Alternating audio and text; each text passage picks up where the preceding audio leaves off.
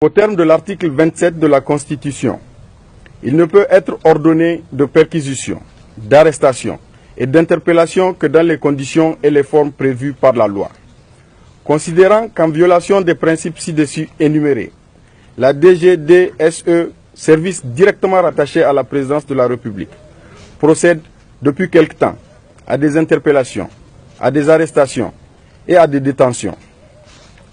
Que ces actes qui relèvent de la compétence exclusive du pouvoir judiciaire ne sauraient être exercés par un service de la présidence de la République. Qui plus est, la DGDSE refuse et dénie aux avocats le droit d'assister leurs clients en violation de l'article 5 du règlement numéro 05/CM/IOMOA qui stipule que les avocats assistent leurs clients dès leur interpellation, durant l'enquête préliminaire, dans les locaux de la police, de la gendarmerie ou devant le parquet. Que face à une telle situation qui sape l'aspiration profonde des citoyens à la liberté et à l'état de droit,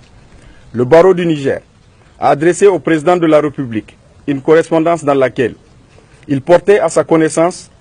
l'intrusion inadmissible de la DGDSE dans la sphère de compétence du pouvoir judiciaire.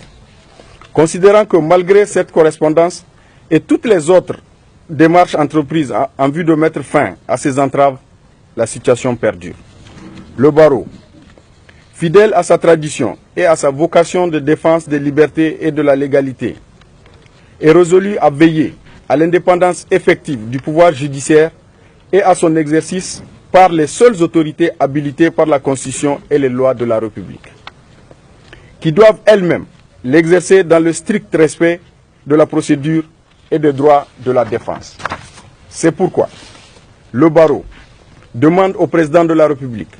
en sa qualité de garant du respect de la Constitution, d'ordonner à la DGDSE